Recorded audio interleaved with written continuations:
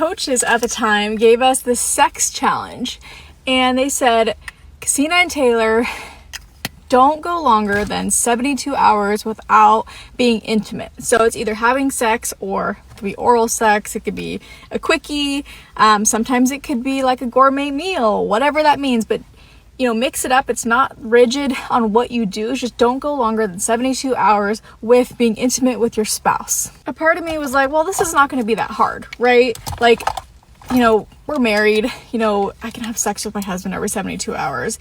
This was a low in our relationship. This is where a point where I was full of resentment. My husband was tired of being denied and rejected. He was not taking the initiative to lead in the areas that I was genuinely yearning. I didn't realize that this was going to expose so many areas of weakness in our marriage. And I started to think, like, how often do we actually have sex? Like, if you were to actually take accountability.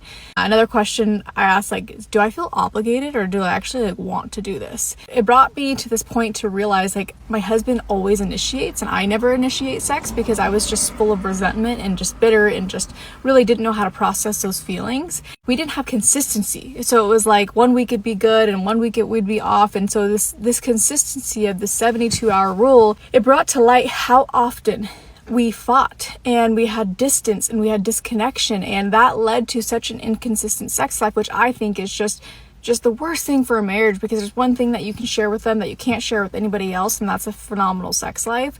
And when you lose that, you're just hanging on by a thread. Like, it's not good, right? So grateful that we were willing to go deep and truly figure out what was going on foundationally. It's like we weren't that far away.